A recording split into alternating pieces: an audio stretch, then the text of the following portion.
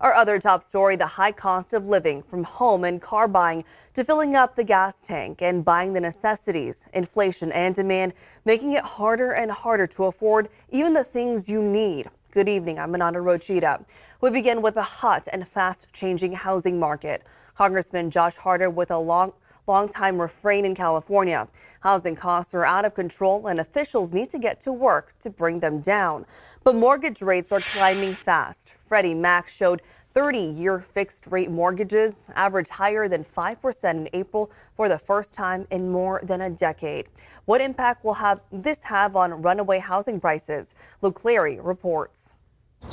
The spring rise of housing inventory is upon us. The flowers are out and the houses are most beautiful then. The weather's getting better. It's been a mad rush. Philip Nemeth is selling in this charming Sacramento neighborhood. They go quickly.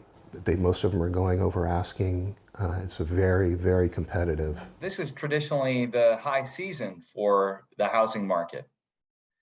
Well, it is still the high season for the housing market. It's just not as high as it's been. Stephen Bloom with Realty One Group Complete says it's still a hot seller's market, but he's watching rising mortgage rates closely. If you want to sell, now is the time. We are at the peak of the market. We don't expect it to continue at the same rate. Freddie Mac announced this week that 30-year fixed-rate mortgages crossed over 5% for the first time in more than a decade.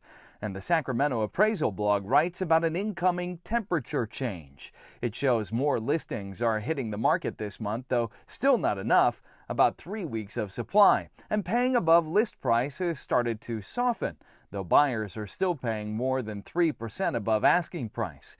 If you're a buyer in this market, get pre-qualified, know exactly what you can afford at today's interest rate, and then start looking at homes slightly under that. Because mortgage rates are expected to rise even more this year. Time will tell if that slows the price increases, but buyers will be paying more in interest.